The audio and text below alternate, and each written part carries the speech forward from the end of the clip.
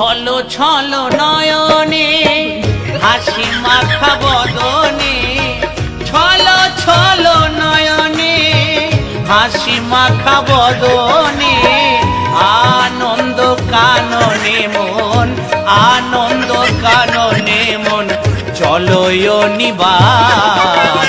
কি ব্যাপার বালে ঝালমুড়ি দোকানি, তুমি এখানে এটা কি করছো? আর বলো না ভাই, আমি ঝালমুড়ির দোকান করে কোটিপতির বদলে গালাগালিপতি হয়ে গিয়েছি। কেন দাদা, হয়েছেটা কি? আরে লোকে ঝালমুড়ি খেয়ে টাকার বদলে শুধু গালাগালি দিয়ে যাচ্ছে। আমার তো মনে হয় লোকে ঠিকই করছে। কেন ভাই এরকম বলছো কেন? তুমি কি জানো তোমার ওই ঝালমুড়ি দিয়ে কিরকম বাসি পচা গন্ধ বের হয়? বাসি পচা গন্ধ বেরোবে না তো কি মধুর গ্রাম বেরোবে?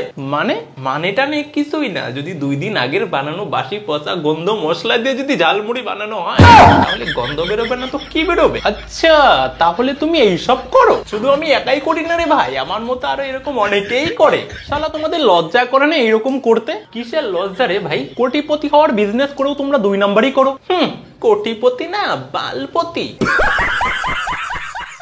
তোমাকে কে বললো যে ঝালমুড়ি বিক্রি করে কোটিপতি হওয়া যায়? কোথায় যেন শুনেছিলাম। যেখানেই শুনেছো না ওই বালই শুনেছো। এর মানে তুমি বলতে চাইছো যে ঝালমুড়ি বেচে কোটিপতি হওয়া যায় না? সেটা আমি বলছি, তবে তার আগে এটা বলো যে তোমার বয়স কত? ওই আনুমানিক 60-70 মতো হবে। তো তুমি তোমার জন্মের পর থেকে আজ পর্যন্ত কোনোদিন দেখেছো যে আজ পর্যন্ত কোনো ঝালমুড়িওয়ালা শুধুমাত্র ঝালমুড়ি বিক্রি করে সে কোটিপতি হয়ে গেছে?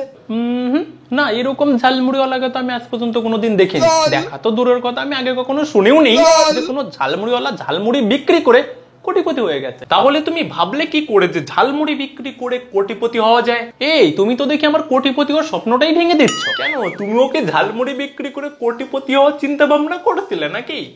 সেটাই তো ভেবেছিলাম। হঠাৎ ইউটিউব ছেড়ে ঝালমুড়ির চিন্তা ভাবনা তোমার মাথায় কোথা থেকে এলো? দেখো, ইউটিউব থেকে যে টাকা পাচ্ছি, কোটিপতি হওয়া তো দূরের কথা, নিজের খরচাটাই ঠিকঠাক উঠছে না। তাই নাকি? হ্যাঁ রে ভাই, সেই জন্যই ভাবলাম যে যদি ঝালমুড়ি বিক্রি করে নিজের সংসারটা ঠিকঠাক ভাবে চালিয়ে বাকি টাকাটা জমিয়ে যদি কোটিপতি হতে পারি তাহলে ইউটিউবে পড়ে থেকে কি লাভ? তোমার কথা তো একদম ঠিক আছে ভাই, তবে ঝালমুড়ি বিক্রি করে তুমি কোটিপতি তো দূরের কথা, তোমার সংসারটাই ঠিকঠাক ভাবে চালাতে পারবে কিনা সেটার উপরেই কিন্তু সন্দেহ আছে।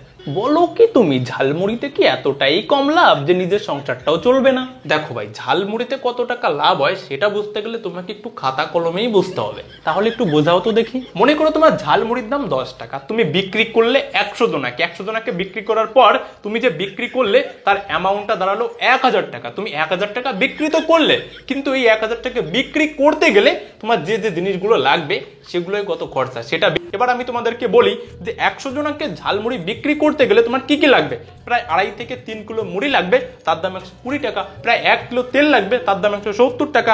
তারপরে পেঁয়াজ লাগবে, পেঁয়াজই প্রায় 30 টাকা যাবে। তারপরে শসাতে 20 টাকা যাবে। সিদ্ধ আলু, মানে আলু সিদ্ধ করতে হয়, আলু কিনে তারপরে সিদ্ধ করতে হয়, ডবল খরচা এখানে, ঠিক আছে? সেখানে আমি 30 টাকাই ধরলাম। লঙ্কা যাবে 250, কমসে কম 250 লঙ্কা তো যাবেই যাবে, সেখানে 25 টাকা।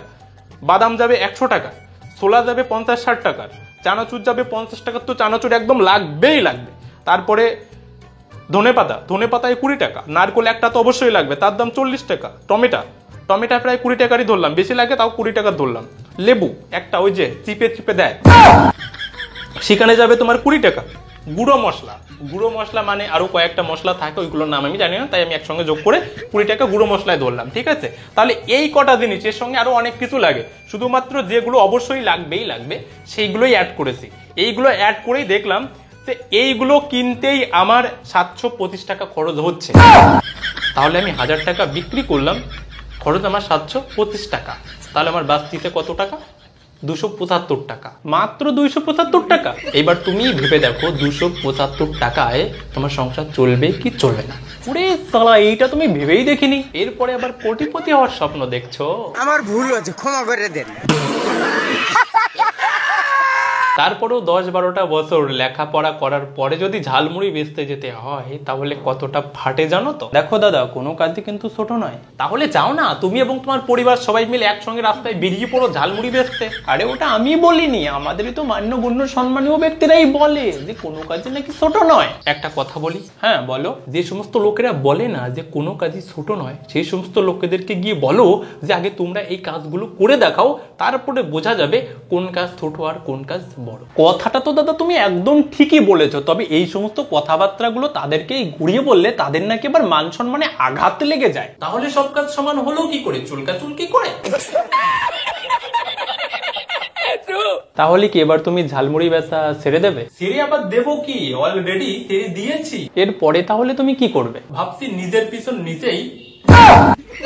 নিজের পেছন আবার নিজেই, সেটা আবার কি করে? এত কিছু বোঝো আর এইটা বুঝলা না? না ঠিক বুঝতে পারলাম না, একটু ভালো করে বুঝাইয়া দাও না। প্রথমে যে কোনো একটা রাজনৈতিক দলে যোগ দেব, আচ্ছা, তারপরে গরুর মতো 2-4টা বড় বড় হাম্বা ডাক দিয়ে বড় নেতা হয়ে যাব, তাই নাকি? হ্যাঁ, তারপরে কি করবে শুনি? তারপরে আবার কি, যেভাবে হোক ভোটে দাঁড়িয়ে জিতবো। ভোটে জেতার পর সরকার থেকে যা আসবে তা জনগণকে না দিয়ে সবকিছু নিজের পিছনেই, যতদিন ক্ষমতায় থাকবে ততদিন জনগণের সবকিছু নাই নিজের পিছনেই নিয়ে নিলে, কিন্তু যখন তোমার দল এবং তুমি ক্ষমতায় থাকবে না তখন তো ওই জনতারাই তোমার পিছনে লাথি মেরে মেরে ওইগুলো বের করে নেবে। সে ভাবনা চিন্তা করাও হয়ে গেছে। সেটা আবার কি, যখনই দেখবো নিজে এবং নিজের দল হেরে যাচ্ছে, যে দল জিতবে সেই দলে গিয়ে জয়েন হয়ে যাবে। এই তোমাদের মতো 2-4টে নেতাদের জন্যই না রাজনীতিতে মানবতা বলে আর কিছু থাকলো না। আরে রাখো তো তোমার মানবতা গাছে তেল আনতে আসলেই লাগিয়ে নেবো। पूरा साल मेहनत करता हूँ आपके लिए बेटा, ऐसा नहीं चलेगा, ऐसा नहीं चलेगा। लाइक और शेयर ठोक दीजिए, महाकाल का लाइक और शेयर ठोक दीजिए। দেখুন, আমার আজকের এই ভিডিওতে যে সমস্ত ভাষার প্রয়োগ করা হয়েছে তাতে যদি আমার কোনো দর্শকের খারাপ লেগে থাকে তাহলে সর্বপ্রথমে আমি তার কাছে ক্ষমা চেয়ে নিচ্ছি। কারণ আজকের এই ভিডিওটা এমন একটা থিমে ছিল যে একটুখানি ডোজ না দিলে হয়তো ভালো হতো না। আর যদি কোনো আপত্তি না থাকে তাহলে কমেন্ট বক্সে লিখে জানাবেন, আমি এইরকম ভাবে বিভিন্ন টপিকে ভিডিও বানানোর চেষ্টা করব এবং ভিডিওটা কেমন হয়েছে সেটাও কমেন্ট বক্সে লিখে অবশ্যই জানাবেন। आप ही है सब कुछ मेरी जिंदगी में, और ये जिंदगी भी आप ही के लिए है। আর যারা গত সপ্তাহের ভিডিওটা দেখোনি পাশে দিয়ে দিয়েছি, যাও গিয়ে দেখো।